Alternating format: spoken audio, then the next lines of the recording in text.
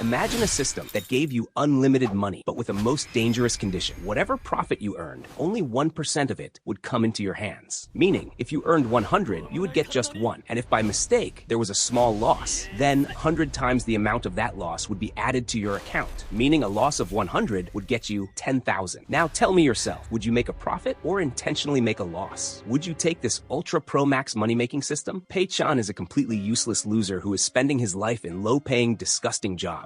As soon as he graduated from university, he started working like a dog in several companies. By now, he had seen every kind of horrible boss and experienced ruthless workplace politics. Things that unemployed or uneducated people like you might never understand. He was going towards his office and barely managed to catch the train, getting almost squeezed in. When he reached the company, there were only 5 seconds left for check-in. He ran at full speed and checked in on time before he could faceplant like some idiot. It was noon on the clock, and Pei-chan faced a challenge he handled every day, meaning what to order for lunch. His financial struggle made him quite angry looking at the available discounts, and he chose the cheapest option. After having lunch, he started gaming because there was still some extra time left in the lunch break. As soon as he saw the reflection of his disgusting boss on his coffee cup, all his happiness vanished. He immediately switched his office tab, just like we hide PG-18 content when parents appear. A random meme appeared on the computer screen. The boss hovered over him like a monster for a moment, and then walked away while working. Pei-chan immediately went back to the gaming tab, but the boss came again. He switched to the work tab again, and after the boss left, back to gaming. They kept playing this minigame until the break ended, and Pei-chan flopped onto his desk, exhausted. Finally, when it struck in the evening, he tried to run from the office. He picked up his backpack like a superhero, as if he was going to save someone from monsters. But just then, his fat boss appeared in front of him, and he had to face reality. The boss asked, "Did you complete the presentation slides?" And Pei-chan asked, "Why today? The deadline is Wednesday." The old man turned back and asked, "So why couldn't you do it earlier?" And Pei-chan became a stubborn Sigma. Show a bare-chested Sigma meme here, which was completely opposite to him. And for the first time in his life, he spoke up to his boss. Show the Spy X Family Anya smile meme when Pei-chan smiles. The whole office turned into a shocked Pikachu face. Show the meme. While Pei-chan kept clapping at the boss's words, the fat dinosaur threatened him with his job, but Pei-chan left carefree. On his way back, he winked at a gorgeous girl, and the whole office went crazy for him. But obviously, this was all his hallucination. In reality, he was a humble Omega who stayed gentle with his surroundings. He followed the boss's orders and sat back on his chair like a wet cat. He kept working even after everyone left. About 2 hours later, he received a suspicious link from his friend that said, "Go big or go home." The phone accidentally slipped from his hand and fell into the trash bin near the desk. The phone screen lit up, and suddenly a mysterious voice said, "Fortune-changing system will activate soon." Suddenly, a wave of golden papers came out, which engulfed Pei-chan and pushed him into the trash bin, as if the trash bin itself was a portal. When Pei-chan opened his eyes, his university friend welcomed him. The friends went out of the room, and Pei-chan realized that he had somehow returned to the first year of his university. While thinking of a plan to restore his timeline, he suddenly fell, but he realized that this opportunity gave him a chance to change his corporate slavery life. Just then, a virtual screen appeared in front and stated that the fortune-changing system was linking with the host. A weird TV-like robot appeared on the screen, which somehow transformed itself into a TV-headed human. It introduced itself as Richest and stated that this system would provide startup funds to Pei-chan so that he could become wealthy. Hearing the idea of money, Pei-chan's eyes started shining, and with the thought of becoming wealthy, he started floating in a Delulu ocean. But the bot first asked him to read the conversion rules and revealed his cruel reality. It stated that the system would give the host a fixed amount at fixed intervals, which could only be used for the company's normal operations. After a fixed time, the fund's profit or loss would convert into the host's personal assets, which he could use freely. The host could not motivate himself with payment. Currently, Pei-chan had a startup fund of 500 yuan. Thinking that he would soon become wealthy, he overthought. Richest generated a random profit-loss conversion rate. The loss rate came to 1-1, and the profit rate to 1-1, meaning making a loss was more profitable for Pei-chan's personal benefit. He danced like a joker on the results because losing money is easier than earning it. He thought about what he could do with the startup fund, and Richest gave him a long list of restrictive rules. He realized that avoiding cheating was impossible, and he really had to find a company that was in loss. After doing a little research with fast technology in this new timeline, he decided that he would create a terrible gaming company because earning money in this industry was hard, and he was already a game developer, so he could run the company without profit. Now he thought of the worst name and registered the company with Richest. Richest quickly registered it, and before vanishing, it warned him not to give anyone a hint about the fortune-changing system. A countdown countdown of 14 days appeared on the screen, meaning Pei Qian had only 14 days to make the game. His enthusiasm vanished because making a game in 2 weeks was almost impossible for an idiot like him. Just then, his roommate returned, and Pei Qian hesitantly asked if it was possible to make a game in 2 weeks. The friend replied that it was very easy and introduced him to a new platform, SRO, which gave people the facility to make games without coding, and also gave the facility to use templates. Pei Qian immediately left his room in excitement and ran towards the library to start work on the game. After a little investigation, he found out that this platform was quite limited. It was difficult to make a good game here, but a trashy game would be made easily. And yes, templates were also quite expensive. He bought a simple driving simulator template for 20,000 yuan and acquired other things to complete the game with the remaining money. SRO had its own inbuilt AI, which helped him add some special features. But overall, it was still a trashy game, which would irritate any gamer while playing. Pei Qian kept the game's price at only 1 yuan and published it, thinking that this would become the biggest flop game ever. In the original universe, Pei Qian was missing. His shoe was left there, and his phone was lying in the trash bin. His disgusting boss suddenly came out and thought, where did this man go? Pei Qian observed all night whether anyone downloaded his game or not. Luckily, even the losers who played games all day did not pay attention to it. He quietly celebrated the first checkpoint of his life because his real life had always been in the gutter. His friend and roommate Ma Yang entered the room and gave him food brought from the cafeteria. Pei Qian ate the delicious food, and more stray people entered the room, making the whole room a hangout for smelly, sleep-deprived, and sweat-soaked people. They all decided to play a game and invited Pei Qian too, but our alpha edgelord refused because his mind was in the clouds, and these days he was busy thinking only about earning money. Ma Yang quickly finished his food and asked the surrounding students to log in as well. The smelly kids sat on their seats and started playing the game. Ma Yang finished the food quickly without any waste, just like a girl who was playing a game for the first time to impress her gamer boyfriend. Everyone present in the room was so engrossed in the game, as if their rent was pending. Ma Yang lost badly, and everyone laughed at him, considering him a beginner. Pei Qian was slightly annoyed by their noise, but he only said no in response, closed his eyes, and got lost in old memories. He had missed out on this noise because in his OG life, he went into depression after graduation. Although he had bought all those games that he could not afford earlier, he had neither time nor energy to spend on games, because he just wanted to escape this trashy corporate life by isekai-ing himself. But now everything had changed, and Pei Qian had mastered a new art of illusion with which he could dream of becoming wealthy all the time. He started thinking from now itself about what he would do with this money after winning 500 yuan. First of all, he decided that he would purchase a high-end computer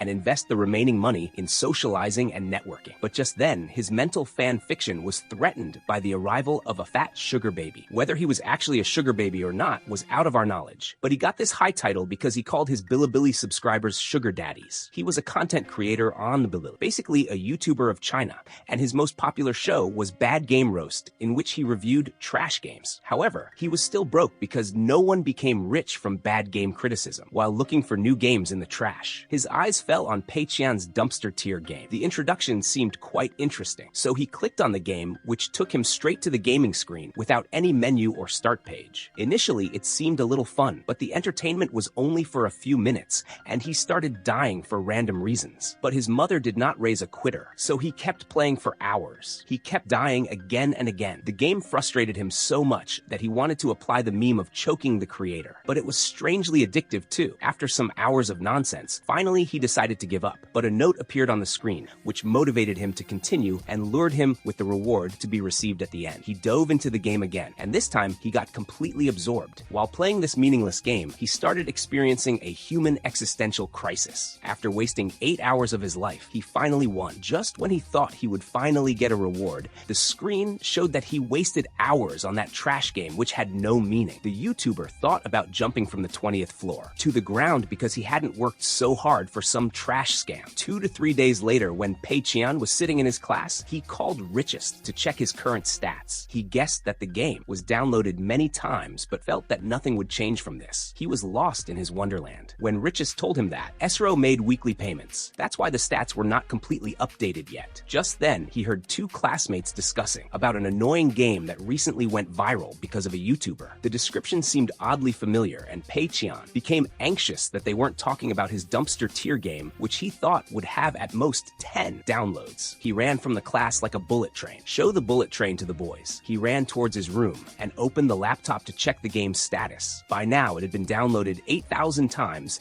and until the next deadline, he had only 10 days left. He checked the comments, seeing that Mr. Chiao, who was the same sugar baby content creator through whom the game's introduction was being watched. The funny thing was that Ma Yang was watching the same video that made this game viral. Pei Qian went near Ma Yang's laptop and watched the video. Mr. Chiao explained how he spent 8 hours completing the trash game and called it the worst driving game in history. Ma Yang said that he had never seen Mr. Chiao so excited before, and that was why this video got more views than all his other videos. He recommended that people try this game because it seemed simultaneously boring and interesting, without knowing that Pei Qian's mind was spinning on this matter. Pei Qian flatly rejected this proposal and started thinking of ways to convince people to quit the game. An idea came to his peanut-shaped mind that he should politely write a description and request people to take their money back. But no one took it seriously, and people comforted him saying, "Hey dude, you just made a trashy game." 2-3 days passed, and Pei Qian looked like a dead body. By now, Ma Yang had also played the game,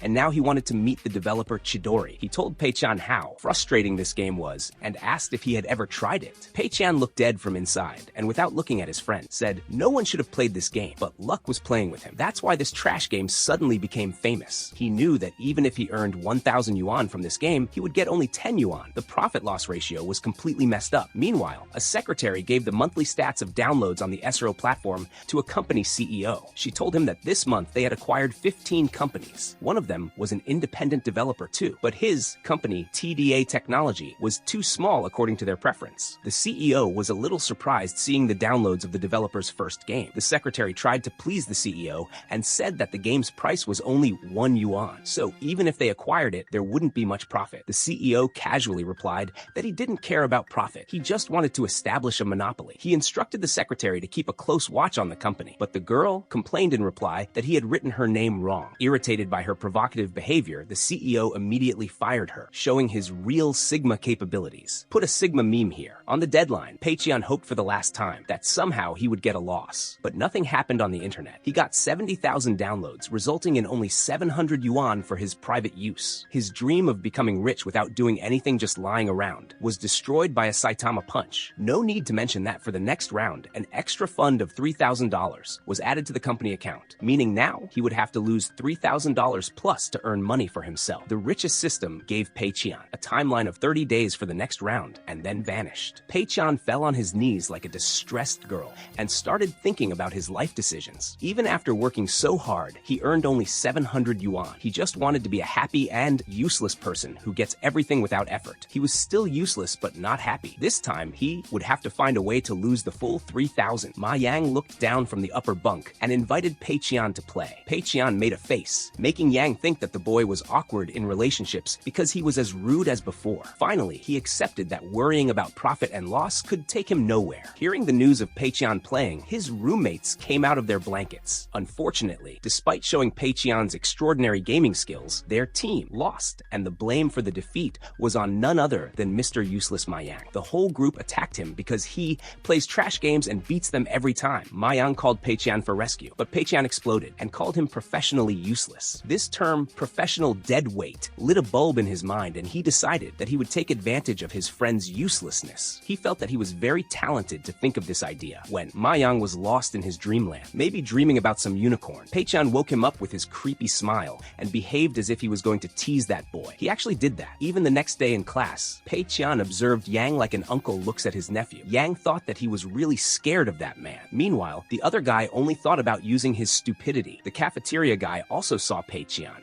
rubbing his cheeks on Yang's face, and thought that some rainbow nonsense was going on here. Yang finally crossed his limit and angrily asked Pei Qian what exactly he wanted. Pei Qian showed his desert-loving side, held Yang's hand, and said that he wanted him. Everyone in the cafeteria became silent for a moment. Then they took out their phones and started capturing Fujoshi love reaction memes. Ma Yang cried like a child, thinking for what things Pei Qian might want him. After a whole day of misunderstanding, Pei Qian stopped giving him gay hints and told him what he actually wanted from Yang. He revealed that he was planning to make a game and wanted help from Yang. Due to friendship, Yang was ready to help, but he had no hope because making a game would spend a lot of money. Besides, he had no experience in this field. Yang gave his answer and walked away. To stop him, Pei Qian dramatically announced that he had created the Lonely Desert Road. This revelation not only stopped Yang, but also shoved him by the nearby door and made him fall on his knees. He became Pei Qian's biggest supporter at that moment and immediately became ready to work with him. Both held hands and resolved to work hard for the success of their upcoming film. From the outside, it looked like they were just exploring each other's bodies in their free time. Ma Yang bought some coding books that could help them learn game development, but they were also useless just like him because they would use SRO, a no-code platform, to make the game. Pei-chan advised him that reading books was beneficial anyway, but Ma Yang returned to Dreamland as soon as he read one word. Pei-chan just liked his unbelievability. He wanted Ma Yang to remain idle for the next 30 days and lose all the money for him. Pei-chan started working as soon as he woke up in the morning. Only one question revolved in his mind: how to make such a game that would maximize financial loss, because players had started connecting the lonely desert road to Tengda technology, so people would definitely notice whatever game he made. But he couldn't get any idea in his mind because his roommate's stinky socks were lying in the balcony and his mind was blocked. He could not make a big game with only 300,000, and he could not spend his money without making a game because he would be fine. Due to the different preferences of indie gamers and mobile gamers, he got an idea to make a mobile game. He researched what type of mobile games were popular nowadays, and he thought of the concept of a card game. Card games originated in China, and gradually they took a digital form. Now gamers get the chance to play turn-based collectible card games. Due to smartphones being everywhere, card games have become a popular option for entertainment. Pei-chan thought about dropping this idea because he did not want to make a game in a style that was already popular. But due to popularity, many independent developers had also jumped into this race. But they did not bring anything new. They just copied popular card games. That was why the card game market had become very competitive and ruthless. Finally, Pei-chan decided that he would make another cookie-cutter game. He woke Ma Yang up and told him to get to work. He told Ma Yang that he would hire professional UI designers to design the game's interface. Ma Yang suggested that basic designs would be found online and only minor tweaks would be needed in UI. He did not know that Pei-chan had 300,000, which he had to spend at all costs. Ma Yang showed himself as saint-like and convinced him that money was not a problem. He was ready to invest his entire capital in the game. Motivated by this thought, Ma Yang further strengthened the identity of Pei-chan being a naive dog. Pei-chan also gave him the freedom to write the game's story, but the characters of the most popular card game till now, Q3 Kingdoms, were shown on the screen. Ma Yang doubted this idea a little because creating his own story with the characters of a popular game could turn into a disaster, and that was exactly what Pei-chan wanted. Hiding his misty smile, Pei-chan wore the mask of a kind sensei and convinced him that people doubt every innovation at first. Ma Yang was still a little uncertain because he barely knew the characters of Q3 Kingdoms. With this revelation, Pei-chan's happiness crossed level 9,000, and he assured Ma Yang that he would be able to create more freely with this. He told him to let his imagination fly and instructed him to experiment. Ma Yang gradually presented his bizarre perceptions about the characters, which were nonsense one after another. Seeing the pathetic portrayal of the characters, Pei-chan declared him the Einstein of this generation. Along with this, he appointed him as a full-time employee in his dollar store special company, where his monthly salary was 3,000 yuan. On the other hand, a new analyst told Mr. Lee that Q3 Kingdoms was declining because the rate of drawing rare cards was very low. The CEO replied that this was what made it addictive. Players failed to draw rare cards and became addicted to the game. He ordered to let it be like that and not to worry about the game's decline. The analyst presented another report. He stated that Tengda Technology, the company they were monitoring, was trying to enter card games,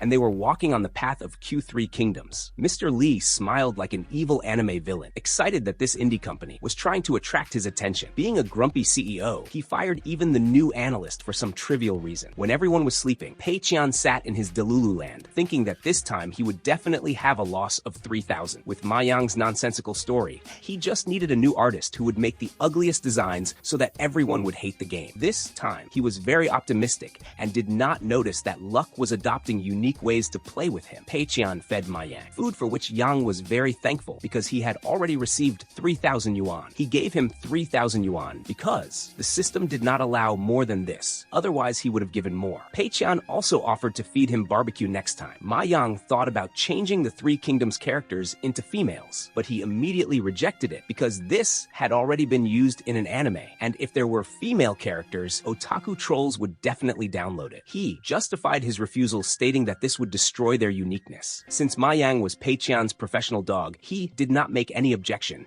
and even thanked him for stopping him from making a mistake. After this, both went boating for the game's concept design. Pei-chan somehow convinced Ma Yang's mind that attractive UI design was not necessary, because this would distract attention from Yang's sensual story. There were also some subtle homoerotic interactions between the two, seeing which the navigator got jealous. this. Pei-chan explained to Ma-yang that they could not hire a famous artist because he wanted players to notice the company for the game's excellence, not the artists. Due to their aggressive chatter, the boat literally wobbled, and in this chaos, both became even more mischievous, which created a situation where the boat rower's blood pressure was about to explode and the white-shirted, black guy shock meme was created. Hugging Pei-chan, Ma-yang said that he was a kind developer who just wanted players to enjoy the gameplay rather than making cards their first priority. He even suggested that they should not hire any artist and offered to create the designs himself. Pei-chan did not disagree and a debate started. Due to this debate, the boat almost flipped and the anti-gay old sailor was thrown into the water. After the situation settled, Pei-chan told Ma-yang about the artist he had chosen for the game design. This was an independent artist whose portfolio was filled only with chibi. Ma-yang was a little hesitant because it seemed that the artist had no experience with realistic designs. But as always, he got trapped in Pei-chan's plan and followed his ideas. Pei-chan wanted a chibi design artist because realistic designs would probably be very bad, but he justified his decision in front of Ma-yang, saying that if the artist was experienced only in chibis, he could create unique designs. Sometimes Pei-chan was also surprised at how easily his gaslighting worked with Ma-yang. Ma-yang contacted the artist and scheduled an interview for the next day. They made a banner for the company and got ready for the virtual interview. Ma-yang wore cute yellow boxers like a real football under his dress shirt, and Pei-chan advised him to remain professional and maintain the image. The interview started and both met a gloomy, introverted boy whose favorite hobby was perhaps finding ways to keep himself alive and displaying melancholy. Ma-yang gave his and the company's introduction. He left the rest to Pei-chan. They stood up behind the banner, which diluted their professional image a little, which they had built after a great struggle. Pei-chan stepped forward and said that he wanted realistic designs, and the artist had complete freedom. The interviewee Ruan Guangjian asked that if they did not want chibi designs, then why was he being hired? Acting like an X-Factor judge, Pei-chan said that there was potential in it. Guangjian said that he would take 2,000 yuan for a set, and Ma-yang got irritated at this offer and declared him greedy. On the other hand, Pei-chan behaved like a business tycoon whom Forbes had just declared a billionaire. He said that 2,000 yuan was very little. He further stated that he wanted art designs that were out of the ordinary. Therefore, he was ready to pay more. He increased the offer to 3,500 yuan, leaving Guangjian and Ma-yang wide-eyed. Guangjian settles at 3,500 yuan, and Richest comes onto Pei-chan's shoulder and warns him not to increase the price unnecessarily. It puts pressure at gunpoint, so Pei-chan is left with no option other than adding price adjustment costs. After this, Richest vanishes, and Pei-chan takes a deep breath. Considering himself a mastermind, he fools Richest because he didn't want any revisions from the beginning. Whatever fake design Guangjian brings, that will work. At the end of the interview, Guangjian asks for a reference so that he has an idea of what the company is expecting, but Pei-chan tells him to draw freely. He also flatters him and says that he has full trust in the artist's choice and professional style. Hearing this, the introverted fieldboy gets emotional and starts crying. He had never even thought that one day he would get such a high price for his work. This moment motivates him to end this gloomy, sad boy drama and focus on work. On the other hand, Pei-chan appoints Yang to supervise the art design because he will be busy with gameplay. Yang, who was unaware of Pei-chan's exploitation until now, happily accepts the orders and promises that he will give his best effort. Meanwhile, Pei-chan internally congratulates himself that he planned the incredible Yang to handle the supervision of the incompetent Guangjian, but he cannot depend only on the art style if the game is to fail. He thinks about increasing the price so that unemployed idle people who have nothing to do cannot purchase his game. Two alter egos of his appear in his mind, giving advice like walking snacks, while he himself looks like a shady thug in his real form. To give card-playing lovers the psychological fear of not playing the game, he plans to offer them unlimited pulls with a lifetime subscription, which will make the game boring because the main reason for card-playing enjoyment is their gambling tendency. He considers himself talented and pats his own back. The next step is practical, designing the game. He finds a failed project that copies the core principles of Q3 Kingdoms. He immediately buys the template and uses it. It has the ugliest visuals and effects so far, but this was exactly Pei-chan's search. On the other hand, Guangjian is sitting with his artist friends who will help in art design and are reading contract, requirements, and character descriptions. They cannot believe how Tengda Technology has designed such characters. Guangjian's friends think that this could also be a scam because the client is not ready to pay so much money. Guangjian tells that the money has already been deposited in his account, which is even more shocking. Requirements are tough, but he does not want to stay stuck in chibis forever, so he will complete it. His friends are inspired seeing their gloomy, frustrated friend moving forward and decide to take the work seriously. Guangjian decides to adopt his personal art style, wash and oil painting, which his friends consider very disappointing, but Guangjian has full confidence because the main need of the design is epic creation, which matches perfectly with this style. The man who earlier seemed like a messenger of darkness and sadness, suddenly a spark appears in his eyes. He and his friends worked non-stop for many days and submitted all designs a day before the deadline. When Ma Yang receives the designs, he asks Pei Qian to review, but Pei Qian is in deep sleep, so he does not disturb Ma Yang and skips the review himself. For the name, Pei Qian tells Ma Yang to name it Phantom General. Mr. Unreliable is completed even before the game launch day, and all bugs are fixed. The launch time comes and Pei Qian suggests keeping the description simple, that it is just a normal card game. Ma Yang, who has always been a little clueless, thinks that he is adopting a reverse marketing strategy, as if Pei Qian will not spend even a penny on the game's marketing. But as soon as Pei Qian sees artworks like Leonardo da Vinci, his ego literally turns to dust. He had hired Guangjian because he thought that he was a sad, talentless eccentric who had no desire to create good art, but now he had completely beaten him. Pei Qian becomes Hulk in his mind, wants to destroy everything coming in front. He visualizes Hulk crushing things while wanting to, but Ma Yang thinks that this anger is because Pei Qian paid less money to Guangjian, while in reality, Pei Qian just wants to secure his money and Guangjian's life. He shoos Yang away, saying that he wants to be alone, which makes Yang feel that Pei Qian is going through some psychological trauma after feeling like the main character for many days. Pei Qian's eyes fill with tears like a wet cat. The show appears in the form of a cat crying scene, which encapsulates the entire emotional tension. However, as the president of Delululand, he manages to convince himself again that this game is going to be a flop. He feels that Q3 Kingdoms fans like beautiful art designs, and the market is unstable, so the possibility of flopping still remains. He also imagines an absurd scenario in which Guangjian cries over his designs because no one liked them, and that person is laughing at his disappointment. He firmly believes that Delulu is the only Salulu, and this time too he will stick to this hope, and the lucky thing is that his hope somehow succeeds because the very next day, 100 plus bad reviews had come on the game. People who downloaded it did not like it at all. They said how boring the gameplay is,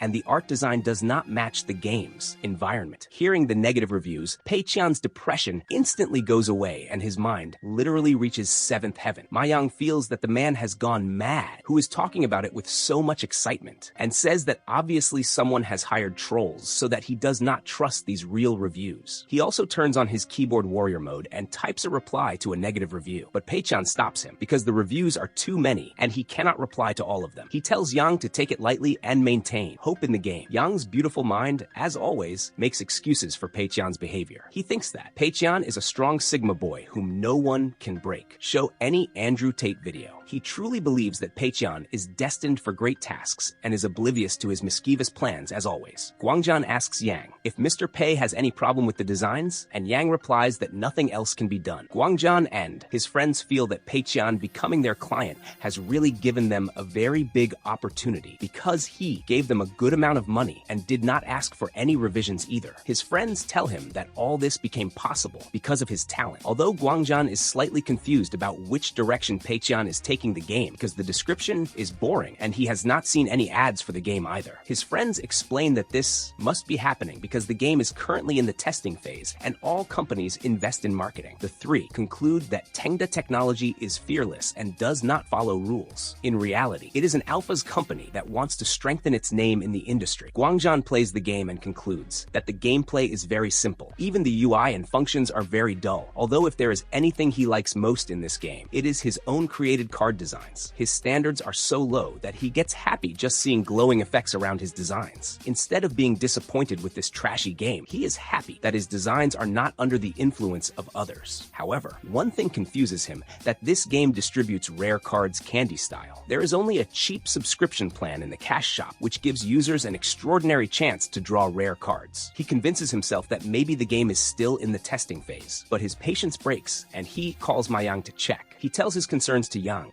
and Yang replies that this is the official launch and no new items will be added to the shop. Guangjian's mouth is left wide open because if they continue like this, they will have no profit. Ma Yang says that he also doesn't understand that this is Pei Qian's idea. Pei Qian justified that players have already spent 1 yuan, so there shouldn't be too many microtransactions. Guangjian gets inspired by Pei Qian at that moment, as if he is the second incarnation of Mother Teresa. Ma Yang further says that Pei Qian initially did not want to add a subscription plan, but he felt that some players might like it, so he finally added it. His belief is that Pei Qian wants poor players to enjoy rare cards without spending too much money on gambling. Guangjian cannot believe that there is such such a kind-hearted developer in this world. Mayang supports this and further says that Pei-chan spent all his money on the game and had nothing left to spend on marketing. That's why he went to punch a tree a day ago. Then Pei-chan's two biggest meat riders start crying like children, praising their father's earnings. Guangjian tells this fabricated story to his friends, which leaves both of them shocked. It is difficult for them to believe that Tengda is a broke company that doesn't have money to spend on ads. Guangjian gets even angrier that despite the lack of money, Pei-chan never behaved roughly with anyone, but he knows that the company cannot earn any profit from such a game. That is why he takes the responsibility to fix it. On the other hand, whom everyone considers a helpless Meow was celebrating the game's failure. Although, like every time, his dreams and hopes shatter when Mayang comes running towards him, hugs him, and happily tells him that the game has achieved 10,000 plus downloads in one night. Pei-chan cannot understand why the game is getting downloads when no ads were shown,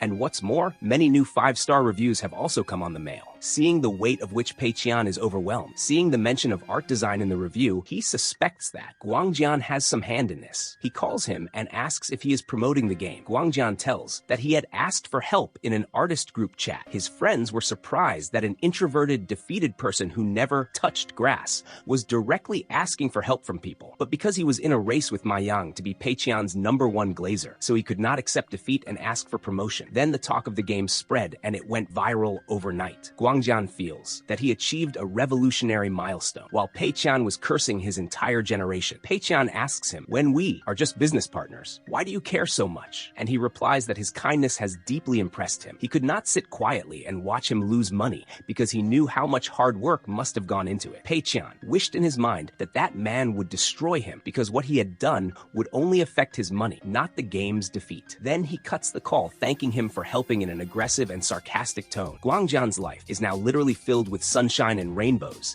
and he believes from his heart that Pei-chan is the greatest person in the world. Mayang is also praising him from his place and finally understands why Pei-chan was so calm earlier. But a question revolves in his mind. Who had hired the trolls in the beginning? It turns out that he was none other than Mr. Lee. Now he has a new secretary who sits in front of him literally like a rooster. She was the reason for hiring trolls for negative reviews earlier, but the plan failed. Mr. Lee believes that Tengda Technology wanted to defeat his company. That is why they made a game like Q3 Kingdoms. He gives orders to his new secretary to fast-track the process of acquiring Tengda in revenge. Meanwhile, somewhere we see a pink-haired villain playing Phantom General and gets shocked after drawing rare cards. Shortly after, Phantom General reached the top of Esro's recommended games list. Pei-chan goes to an empty bathroom to talk to customer service about this. He requests that this game be removed from the recommended games list, and this request is being made for the first time. The customer service staff suggests that if he really wants to, he should show a game replay to his higher-ups. But just then, Richest suddenly appears and reminds him that this is against the rules. Pei-chan is left with the only option to withdraw his request. Richest gives him an evil smile, as if mocking him again to not go into loss. On the other hand, Pei-chan makes a sad face. Now, the final deadline has arrived, so he has to face that terrifying counting process again. The game has earned a profit of 200,000 since launch, and after all calculations, Pei-chan gets only 2,000 for his personal wealth in this round. He congratulates Richest because the fortune-altering system is looting his money again and again. The next round starts immediately, in which he gets 90 days with a starting fund of 500,000 yuan. Pei-chan knows very well that now loss is almost impossible because his two games are already generating profit. Also, his starting fund constantly grows, making every round more challenging than the last one. He tells Richest not to increase his starting fund now, but that weird robot doesn't listen to a word of his. Pei-chan leaves from there, bowing his head, thinking whether he should sleep in the train or not. Meanwhile, the mysterious Mr. Lee is surprisingly happy and gives orders to his secretary to acquire Tengda at any cost. Since money is already a burden for him, so he has no problem spending it. Pei-chan is watching a boring football match and thinking of new ways to get out of this hell. He thinks of changing his strategy like every time. Just then, Mayang's sudden call comes. He tells that a company named Fuhei Capital wants to acquire Tengda Technology. Pei-chan's pupils literally turn into dollar signs. But along with dollar signs, the warning icons of the fortune-altering system also start blinking. Pei-chan makes a face like K-pop idols, doing aegyo for a fine. Jungkook also makes a face and tells Yang to reject the proposal. Yang replies that the company is ready to negotiate on price, and they have offered 50 million yuan. Fighting tears, Pei-chan tells tells Yang again to reject this amazing offer,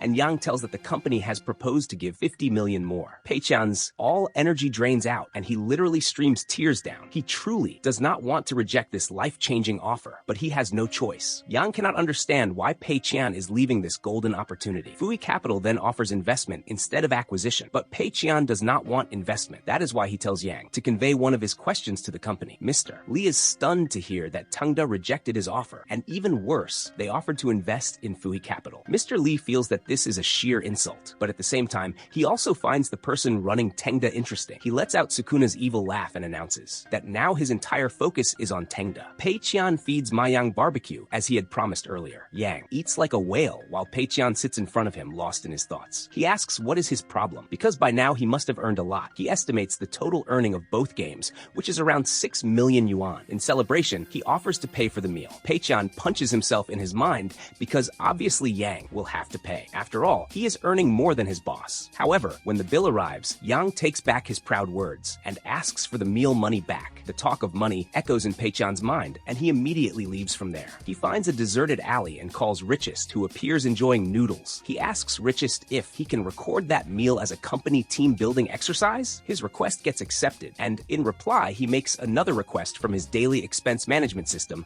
which gets rejected instantly. He returns to Yang and tells him about the payment confirmation. Both focus on the news, where discussion about new technology is going on. Yang says that he wishes one day they could also make a big and complex game because technology is advancing so fast. But he wonders, can only these two do this? An idea of the company's expansion comes to Pei-chan's mind. This is a solid strategy for him because he will have to hire new people and spend a lot of money on other things. But the problem is that this is out of his comfort zone because he has no idea how to run a company. Mayang is also confused in this whole scenario, so they decide that they will have to look for such a person who knows how to manage an organization. Since there is no class in the afternoon the next day, they decide that they will look for people for this position at this time. Meanwhile, we see the creator of a company named Fiery Sky looking for his employees so that the company's expenses can be reduced. He selects an employee to stay and decides to fire all the people included in the list. As soon as he tells someone his decision, the pink-haired villain Lilin enters the room and gives her resignation. She says that this company is not for her and she cannot pursue her dreams here. As soon as she leaves the room, the creator celebrates and calls a person named Mr. Lin and tells him that he has completed the task given to him. He assures that now she can leave her game-making dreams and handle the family business. The next day, this stupid pair goes to a company to hire someone, but the way they present themselves, anyone would think that they have come from the street to beg for a minimum wage job. They announce that they have come to hire someone,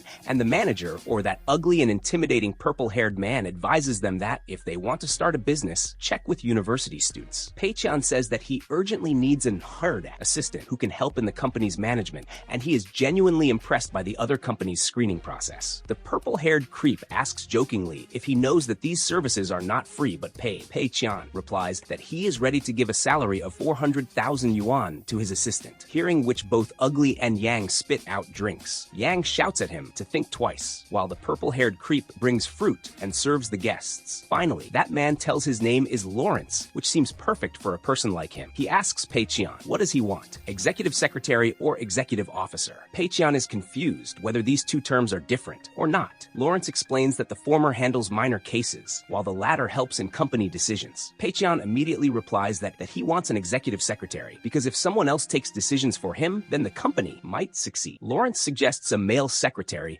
but Pei-chan immediately clears that he only wants a female secretary. Initially, she will stay around him and boost his mood. Lawrence thinks that Pei-chan wants a female secretary because he gets easily distracted by males. Basically, he is making him a prestigious community member, but Lawrence himself is showing a stronger gay vibe. He shows both guests the profile of a female secretary who gives a stupid corporate low-quality vibe. Her profile is strong, but she is thoughtfully choosing the next company because she recently left a big company. Lawrence suggested some big companies to her, but she rejected all because she does not want to work under any male. Pei-chan asks, why is she suggesting Tengda? Because there is also a male, and Lawrence says winking that he is different. Pei-chan is confused about what he means, but still he instantly chooses that girl as his secretary. Lin Wan is sitting right outside the room watching news on her phone, where discussion on Phantom General is going on. Pei-chan, Yang, and Lawrence pass by her, and Pei-chan stops her and says not to believe this news. He says that Phantom General is a terrible and boring game. Lin Wan gets angry at his words and says that he has no right to speak speak like this about the game, because its main goal is not to earn money, but to bring innovation and in the market shakeup. She sits making a face, and Pei-chan replies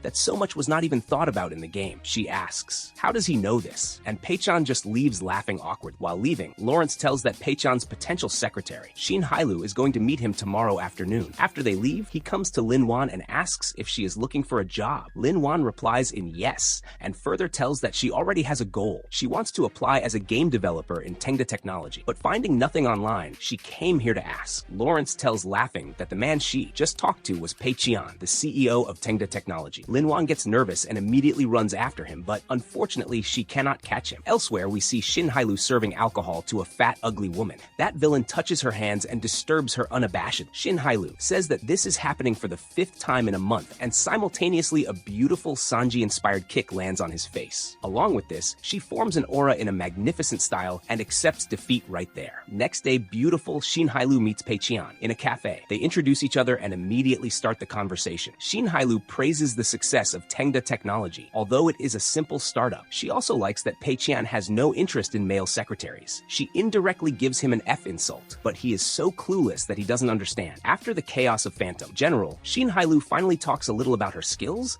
and expresses that she wants to work with Pei-chan. Pei-chan is impressed by everything, but he makes one condition clear. I only want your opinions when I ask for them, otherwise silence. Hailu finds this request a little weird, but she understands that being a secretary, she will have to follow the boss's demands. Both shake hands, and she asks when can she start work. Pei-chan casually replies, I don't have any office right now, and both immediately set out to find a place for rent. They reach the city's most expensive building where a floor is empty. The manager tells that people usually rent only a part of that floor to make an office, but Pei-chan says, I want the entire floor, due to which the manager suddenly turns from a stubborn Sigma uncle into a beaming fool. The rent is 360,000 yuan per month, and the manager tries his best to convince Pei-chan to take the rent, no matter how expensive it is, but he gets shocked when Pei-chan casually replies, this is too cheap. He explains that life is not easy for him either. That's why no one should try to give a discount. Because Phantom General is still a popular game, he has no problem taking a high-end location. In the first month, 700,000 yuan will have to be given as deposit and rent. They complete the contract, and Pei-chan moves to the next step, making a list of office needs. Shin Hailu gives him her carefully made list,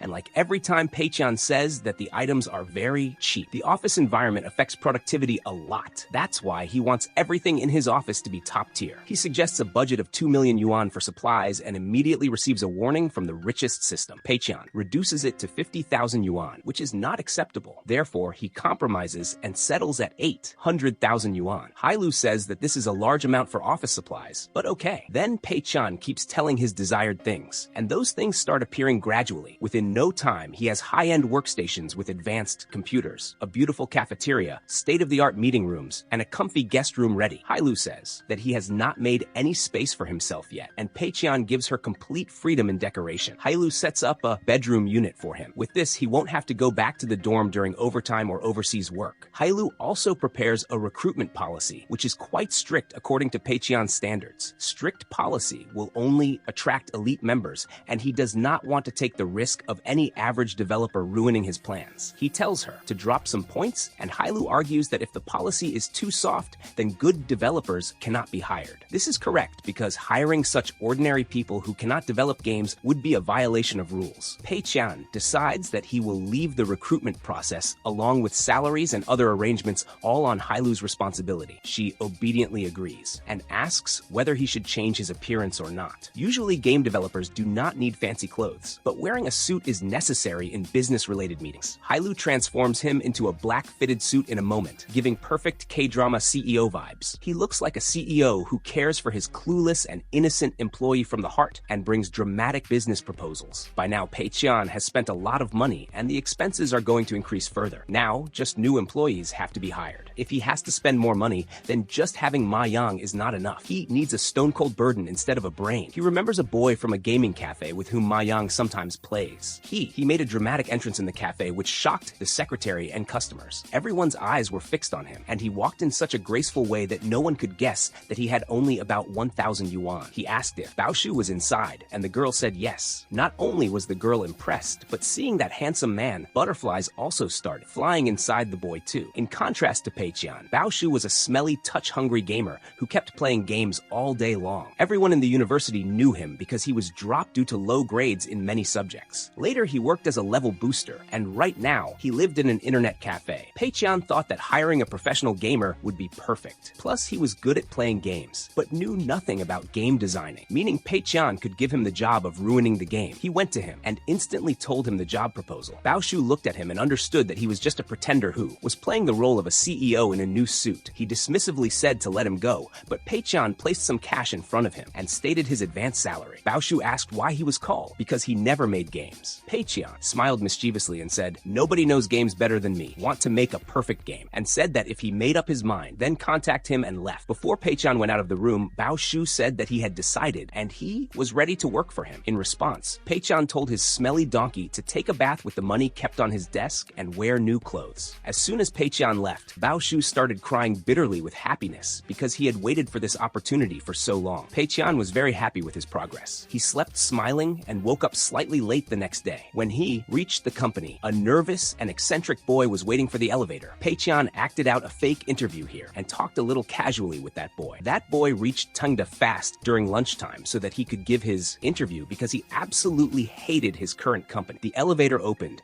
and his own senior developer came out. The senior developer told the pink-haired boy that some of Tengda's requirements were very tough and he would not be able to get in. The junior developer lied. "I am just here as a visitor," and the senior developer went back. Now, he and Pei-chan got into the elevator, and the boy secretly wondered how he applied to his main designer. If anyone with such a resume failed, then he never had a chance. When they reached the office, everyone instantly greeted Pei-chan, and the boy realized that he was in the elevator directly with the CEO. During the interview, the pink-haired boy became a little shy because he was new and had less experience, but Pei-chan immediately hired him for these very reasons. On the matter of salary, Pei-chan offered him a salary much higher than his demand. The new employee promised that he would give life to Tengda. Back in his office, Pei-chan was resting. Just then, Lin Wan came for the interview. She instantly recognized him and apologized that she behaved earlier like she was a bitch. Before the test itself, Lin Wan asked, "Do you think that the main goal of any game is only to earn money?" Pei-chan calmly replied, "Not really, because his real goal was to lose money." Thankfully, he did not say the last part out loud. Lin Wan laughed giggling and said that she also believed that the purpose of games was to make gamers happy. Then she came forward and asked if he would fire low-level employees in the future. Pei-chan immediately said no, because his real plan was to gather low-level employees and make them work. Lin Wan got emotional for that boy, and knowing that she was a burden in her previous job, Pei-chan immediately hired her. The pink-haired Huang returned to his old company and placed Tengda's offer in front of his main designer. The anger that had been breeding inside him for 6 months and frustration finally exploded, and he flared up at that senior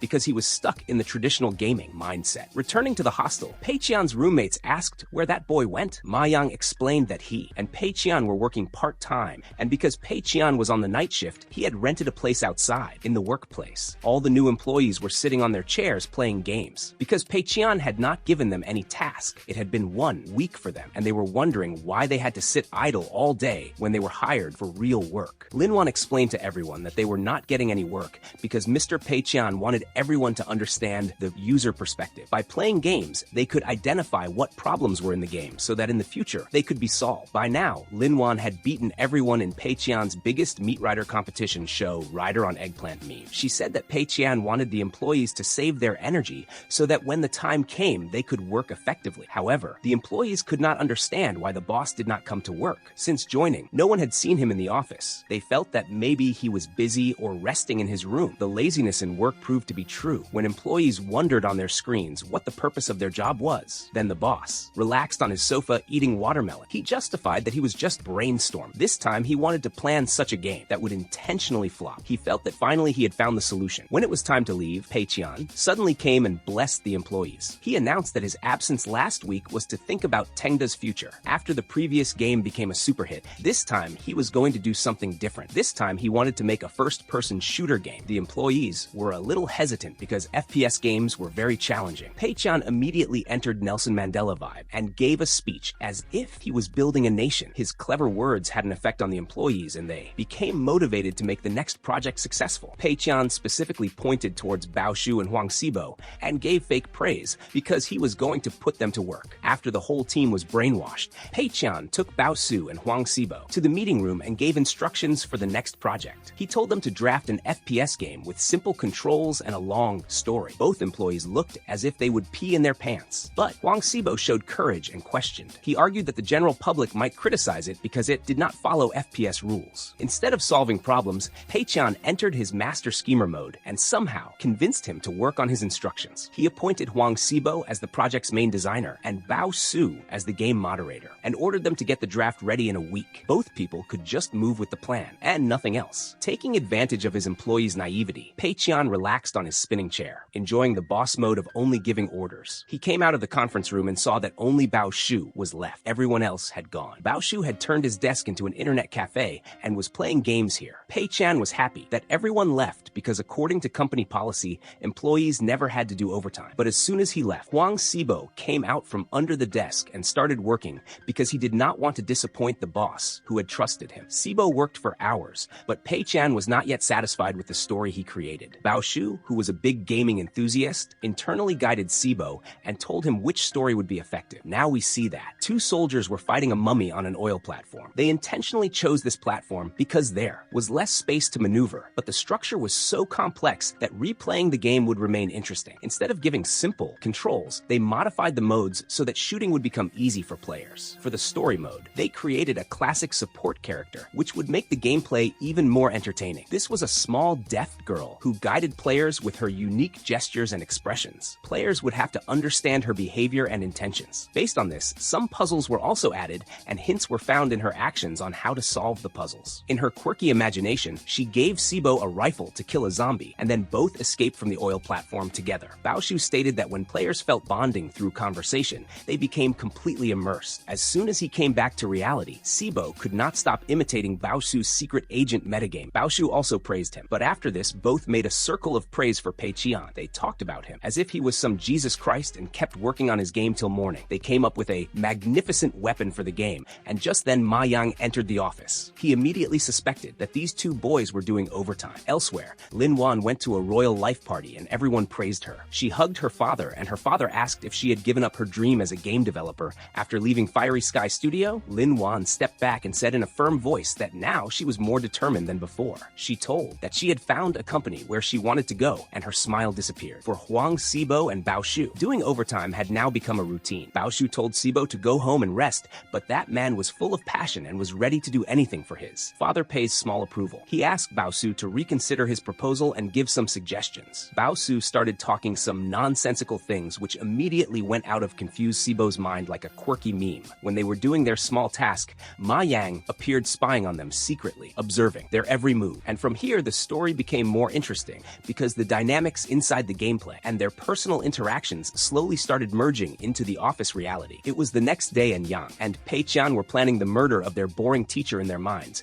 meaning seriously planning were. Just then, Pei-chan received a message from Xibo. The message stated that the entire framework of game design was ready and only his approval was remaining. Pei-chan's face was a little shaken. He wanted his team to remain lazy, to procrastinate, and now all this meant Xibo had started working. This made him a little upset. Just then, Yang nudged him lightly and said that Xibo was secretly doing overtime. Pei-chan was now not surprised. Now everything made sense why he worked on time. Both quietly slipped out of the class. Yang softly told him that actually he was doing overtime to play games. Pei-chan stopped in his tracks, and Yang's face collided with his fat, juicy cake. Pei-chan felt a little relief, and both returned to their seats. Pei-chan quickly glanced at the framework and gave Xibo a thumbs up for his progress. Meanwhile, Ma Yang was trying to punish Xibo in the office for using company resources to play games. Pei-chan casually said that technically playing games was part of their work. In the office, Xibo announced that his proposal was approved without any modification. All employees got a little annoyed, Everyone was working as if paying rent, but the boss was bathing surrounded by bizarre toys. He received an extra budget and a new deadline, meaning enthusiasm was over. Yang came to him and told him that Sibo had inspired the whole company to do the same overtime that he was doing, meaning not just these two losers, but everyone else was working hard. Hearing this, Pei-chan got a new idea. He decided that everyone should be given overtime pay because, as a true leader, he would not exploit his employees. Seeing his generosity and dedication, Yang got emotional and took the calculation of all overtime wages upon himself. The next day, Sibo presented the proposal in front of his father Pei. Pei-chan hadn't read so many books in his lifetime, definitely not at once. Sibo asked him to decide the game's title. Lucky for him, lunchtime started and Pei-chan stopped thinking. Yang announced that from now on the company would provide free lunch, giving exactly a wedding buffet vibe. A chubby short girl complained that she was on a diet and two gym freaks on steroids came into the scene. She said that a gym was under construction and professional trainers would be hired. The whole office was stunned. Sibo told this to Lin Wan. She was confused by Mr. Pei's generosity. No boss could be so kind. Then both tried to understand with their combined brain cell and finally got convinced that Mr. Pei was a smart strategist and was doing all this to make employees efficient. Just then their phone notified that from now on they would get overtime pay. Wan came to the office and rejected it. Pei-chan aggressively asked why she was rejecting the employee's rightful salary. Wan got a little nervous and avoided eye contact. Employees didn't want more money. She spoke hesitating. Pei-chan entered superhero mode and gently explained to her. Wan finally looked at him, and he seemed like a 90s hero. She understood the head-exploding scene from her brain, and she instantly left the room. Everyone understood how such a resolute leader could be rejected. Meanwhile, Pei-chan was in his room, thinking of ideas to spend more money. He called Bao-su and showed him Sibo's material list. Bao-su reviewed it and commented that it was an exactly correct list. Everything was within budget. Pei-chan asked how a good game would be made with such a cheap list. Bao-su rationalized that they had asked for very little or no custom material. Then, Pei-chan showed his cleverness. He reminded Bao-su that he came to this company because he wanted to make the best game. This budget was too low for his ideal game. Bao-su got motivated and threw the list in the trash. Now, a decision was made to buy servers. Pei-chan thought the money was less. He would worry after launch. Meanwhile, Mr. Lee, the founder of Fiery Sky Studios, thought about buying Tengda. Lee assured that being an investor, he would do exactly what he wanted because the enemy was also Fiery Sky Studios' enemy. The call ended. New analysts told that almost all of Tengda's employees were busy with useless resumes. Lee clearly said that he didn't care. Bring them along with him. Back in the office, Bao-su was watching videos for better concepts. Employees slowly started gathering near him. Everyone wanted their work reviewed and to get suggestions. By now, he had unofficially become the leader. Success. Amidst struggles, showing memes, everyone was working together. As soon as he returned to the office, Bao-su was watching videos of new concepts. Just then, all the employees slowly started gathering around him. Everyone wanted him to check their work and give advice on what to do next. By now, he had literally become like the leader of their team. The whole meme moment of fighting with success. But for an introvert who hadn't even touched grass in his life until now, sudden attention and trust started feeling very heavy. He feared that if he became the main developer, he would ruin the whole project. And just then Sibo comes like a bright ray, guides everyone on what to do next. Bao-shu's breathing becomes somewhat normal. As soon as employees return to their seats, everyone's phones start buzzing simultaneously. 1 month later, Pei-chan is sitting in his class very self-satisfied. Just then Ma Yang's call comes. He tells that Fiery Sky Studio is going to poach his entire team. Hearing this, Pei-chan's condition tightens. He immediately runs out of the class, returns to the office, and Tengda's designer excitedly shows Sibo and Bao-su the character design of the little girl he made. And, seeing it, both are shocked. Instead of a cute girl, their eyes fall on an ecchi heroine in a red dress. Here, Pei-chan angrily reaches the office, sees the whole floor scattered. He makes up a story in a dramatic way that everyone ran away, leaving the company for more money and better environment. Yang explains to him crying to leave the worry of those ungrateful people. We'll hire new people and give the game a fresh start. Only 1 month is left in the launch, and Pei-chan does not want to do anything himself now. He doesn't even know how much work is done. Worst part, if he fired everyone, he would have to give severance pay. Just then from behind, the whole team comes back to him. Pei-chan and Ma Yang, shocked. Say if Fiery had hired, then how are you here? Employees smile. They rejected the offer because Tengda is their real home. The sparkle of hope in their eyes, this company and the facilities here give them a rainbow sunshine vibe. Everyone gets real creative freedom here and also the feel of achievement. Ma Yang confused. He says Fiery Sky Studio is the legend of the industry. Who wouldn't want to go there? Just then Wang softly says, the legend is standing in front of us, and points towards Pei-chan. Pei-chan awkward. Hey, I am no legend vendor. And then notices, why is the office so messy? Sibo tells they completed the game early and all became gorillas in celebration. Then went to the AV room to see the final product, so the office was empty. As soon as the game mode appears, Pei-chan's eyes are literally about to come out. Idea also tremendous and execution also superb. Just a little polishing. And this game can be a full-on hit. Sibo asks for feedback and tells that flaws will be easily fixed by launch, but crossed wires in Pei-chan's mind how to stop them from testing the game. He gets an idea. Team building program. This will slow down progress and will also cost more money. Perfect plan. As soon as the announcement is made, Holly enters with an ugly secretary from Mr. Lee's side. The entire vibe of the room suddenly changes. Employees tell who he is. The secretary comes forward and shakes hands and says if he hadn't tried to lure everyone from Fiery's side, he wouldn't have realized Mr. Pei's greatness. Now he wants to leave Fuhi Capital and join Tengda. He reveals that Fu is Mr. Lee had told Fiery to steal Tengda's entire team and also hired trolls to write malicious reviews against Tengda. Pei-chan's eyes sparkle. Finally, someone became my helper. But employees look at him as if they will just take out his kidney and sell it. So out of compulsion, Pei-chan rejects him and shoos him away from the room. In the gym session, employees discuss where the team building will be. Bao Shu says, I don't want to go anywhere. Just want to finish Project Oil Rig quickly. Then Wang speaks a line and the poor boy falls from the treadmill. She wants to go to Fiery Sky Studio. She wants people there to see Mr. Pei how a real game developer is. Pei-chan hears it, puts a hand on her shoulder,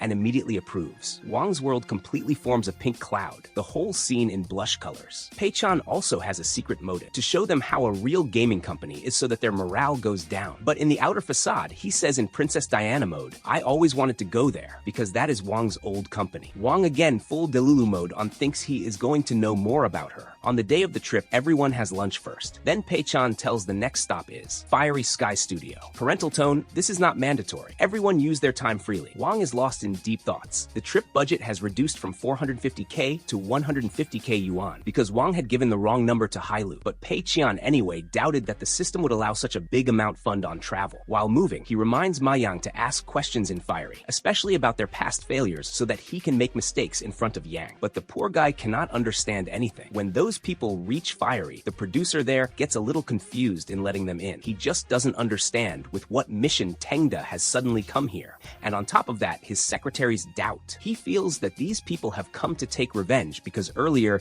they had tried to trap Tengda's employees in their net. But guys, no company takes revenge like this, right? Anyway, Pei-chan and all other employees are welcomed properly inside. And tell the truth, everyone is literally shaken by the vibe inside the company. Such a big garden in the middle of the office and crazy gaming setups, like seriously mind-blowing. Pei-chan was thinking that at least 10 million yuan must have gone into making this place. Then he went to meet the person who took all the final decisions here. The secretary introduced him, Mr. Zhou Muyan, gaming developer of the company. As soon as they shook hands, both started judging each other from top to bottom. Mr. Zhou felt that Pei-chan was also a kid who was just showing himself as oversmart by wearing a custom-made branded suit. On the other hand, only one thing was going on in Pei-chan's mind: how to look richer and how to blow more money so that the acting could continue. Seeing this silent mind war of theirs, the secretary got tired and left them alone. Then he started a big spiel about the superiority of his tech. Then taking out a limited edition doll from a nearby cabinet, he even gifted it to Pei-chan. Just then, Tengda employees jumped in from behind and started explaining loudly that their company's technology was far more advanced than this. All this was old stuff. Pei-chan panicked. He had full doubt that Muyan was listening to all this. Then they kept speaking further. Man, this place looks very tight. We are used to Tengda's huge workspace. Pei-chan slowly looked towards Muyan and his body was literally shaking with anger. But Tengda employees had zero tension. They kept criticizing Fiery's work environment, saying money was wasted on useless things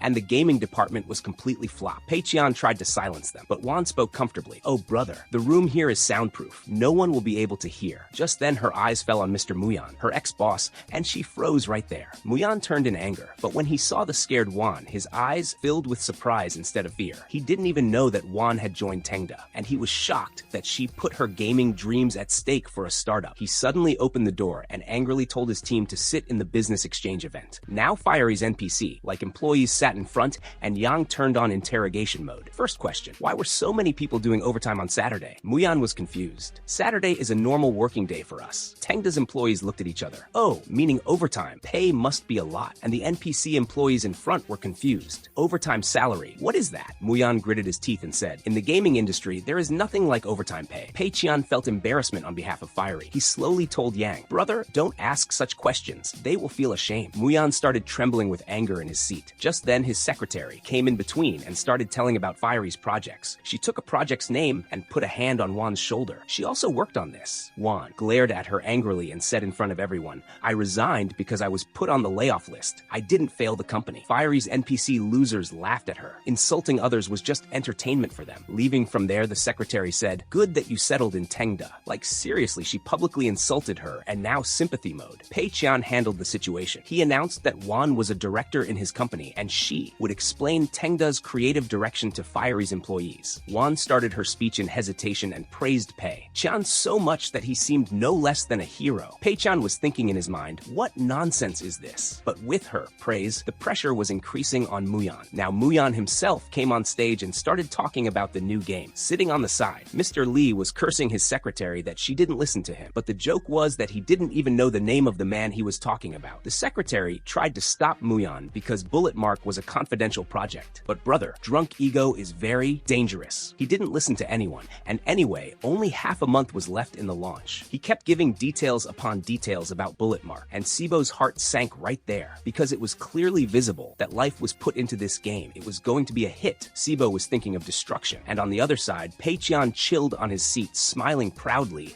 as if his child was shining on stage. Sibo couldn't understand why Pei Qian was so relaxed, but a party was going on in Pei Qian's mind, because Bullet Mark would easily destroy our Project Oil Rig, and as if this wasn't enough, Pei Qian announced, "Team, building reward, 10 days paid annual leave." Sibo was shocked. In his mind, only this was going on, that Pei Qian wanted them to improve their game quality. That's why the fiery visit was done today. Bao Shu and Lin Wan also believed the same. Boss has very high expectations from us. He didn't speak directly, but explained by showing competition. So now, with this, we end this part of the video here, and in the next part, we will know if Pei Qian's loss happens this time or not. Its next part is also ready. I can finalize and upload by tomorrow. So just comment for the next part. The next part will come anyway, but I can know how excited you are for the next part. But till then, like the video and subscribe to my channel. Goodbye.